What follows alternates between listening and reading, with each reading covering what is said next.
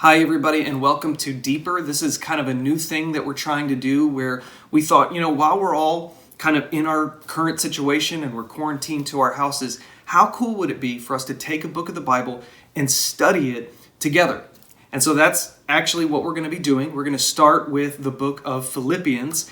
And each week we're just going to take a chapter and we're just going to chew on that chapter throughout the week. And every single Monday, either myself or Danielle, we're going to upload a video with some thoughts that we've taken away from the chapter. And of course, this is not everything that you're going to get out of the chapter. So I encourage you to read and study Philippians for yourself. But hopefully these videos will be helpful to you and kind of be a supplement to your study and maybe even kind of guide you through this process. But today, before I unpack chapter 1 of Philippians, I do want to kind of just share my heart with you and just kind of get something off my chest, so to speak. And that's that throughout this quarantine, which at this point it's been just about 2 months of just kind of being stuck in the house. And if I were honest with you, I would tell you that there have been several days throughout this quarantine process where I have struggled to think, am I even making a difference? And let me give you my context. So we're here at the house. It's Danielle and I and our 2 kids. We have a 2-year-old and a 6-month-old. And I'll be honest with you, it is so much harder to get anything done with my 2 kids here. And I love being home with them. I mean, there's all kinds of incredible things happening with us just being home with them. But as far as being productive, it's just a lot harder with the 2 kids because once I start something, there's very few things that I can do uninterrupted because there's so many distractions. And so, there's diapers to change and there's bottles to make and there's stories to read and there's tears to dry. And I remember last week sometime there was a day where I woke up and I was just kind of ready to tackle the day. I had a bunch of stuff on my list and I was like, yes, let's hit the ground running. Let's do it. And I got nothing on my list done because there were so many distractions. And that night I laid in my bed. I couldn't sleep because I was just frustrated. And I couldn't help but wonder, did I get anything done at all today? Like, there's certainly nothing on my list, but did I accomplish anything? And I'm kind of going down the beats of the day, and all I could think of was, well, I went outside to get the mail. Like, that's the sum total of all that I produced today is I went outside and I got the mail. And I was just frustrated. And maybe I'm not alone in this. Perhaps you've had days throughout this quarantine where you've wondered, am I doing anything significant with my life right now? Am I making any progress? Maybe you've wondered, do I even have any purpose in my day-to-day life right now? And if that's what's been on your mind and on your heart, I just want you to know that Philippians is actually the perfect book of the Bible to run to because this whole letter is built around this big idea that we should choose to look at our life from God's perspective instead of our current circumstance.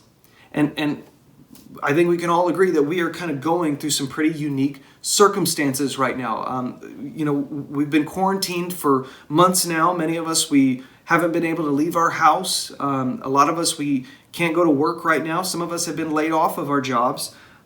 We can't travel. We can't visit family. We can't visit with friends. And so it's been a very difficult season for us. And yet this is why I picked Philippians for us to study. Because I think this is so interesting. Philippians was written by a man while he was quarantined to prison. And so, of course, I'm talking about the Apostle Paul. And if you know anything about the Apostle Paul, he did so much, accomplished so much for Christ. And at the end of his life, in 60 AD, he was arrested. And eventually he was martyred in prison for the cause of Christ. But what I find so interesting about Paul's time in prison is that the first 2 years of his prison sentence, he was under house arrest.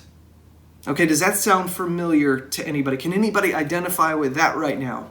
And so Paul is in house arrest, and everything that he writes in Philippians, it is through this context of quarantine and isolation and discomfort and uncertainty. It's under this context of, this is not what the plan was. God, I had a plan listed out and I was going to do it, and now everything's changed. And so on the surface, you would think that, man, out of all that Paul accomplished for Christ, his prison years were probably his least productive years. I mean, because the guy cannot leave his house, and eventually he can't leave his jail cell. He can't travel. He can't preach to crowds anymore. He can't go worship at the temple. He can't go visit with friends. He's chained to a Roman guard 24/7. And so, like, everything about Paul's circumstance would have us think that, hey, he's just not going to be making as much of a difference as he usually was used to making. And so, during his time in prison, he's just not going to be all that productive. And yet, as I study Philippians chapter 1, I see that the opposite is true. In fact, I can't get over what Paul says in verse 12. In fact, this is my favorite part of chapter 1. And again, you're going to pull out other things from chapter 1. But the thing that kind of struck me the most was what Paul says in verse 12. And I'm just going to read it here. He says this. He says, "And I want you to know, dear brothers and sisters, that everything that has happened to me has helped spread the good news. For everyone here, including the whole palace guard, knows that I am in chains because of Christ." And you should underline this part. Because of my imprisonment, most of the believers here have gained confidence and boldly speak God's message without fear. And so, according to Paul, not only is he making a difference, but he is making a unique difference that he never would have been able to make outside of his current circumstance. I mean, like, if you study the rest of this book and you read through Acts and figure out what's going on, I mean, awesome stuff is happening. Like, people are hearing the gospel message who would not have normally have heard it. Jailers are coming to Christ. He has an audience with the Roman emperor. Christians are getting bolder. The message of Jesus is spreading so quickly. God is getting so much glory in this time. And so all of this is happening.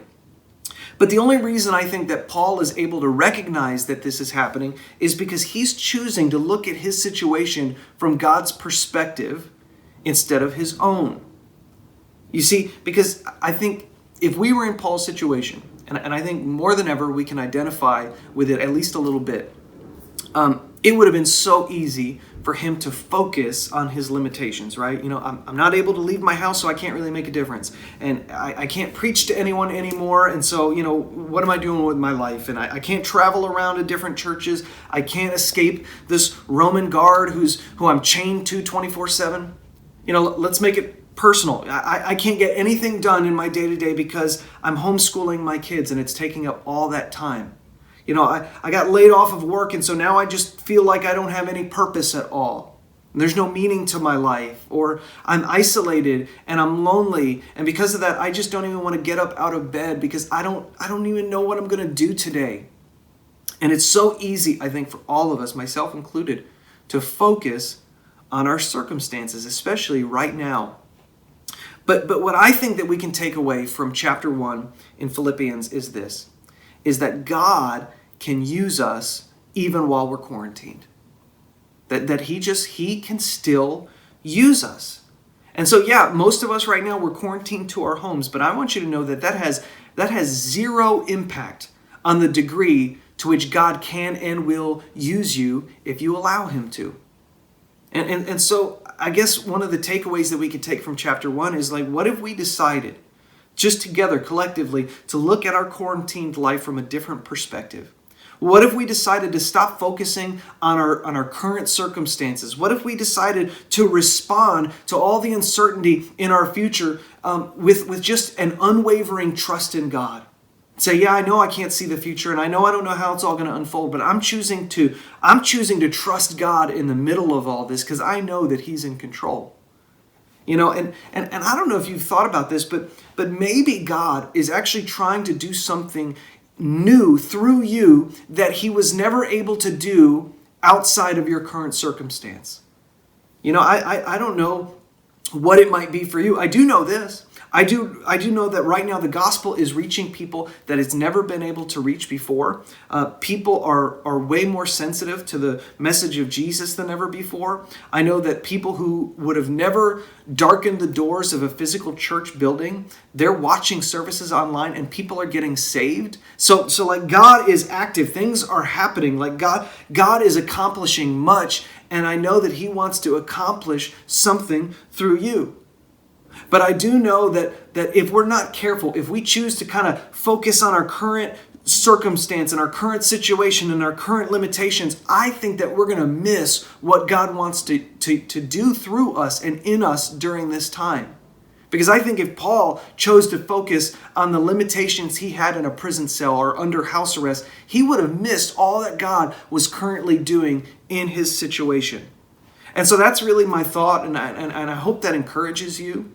Again, I want you to read this yourself, study this yourself, take it to prayer. Pray that the things Paul is talking about in Philippians chapter 1 would be applied in your life.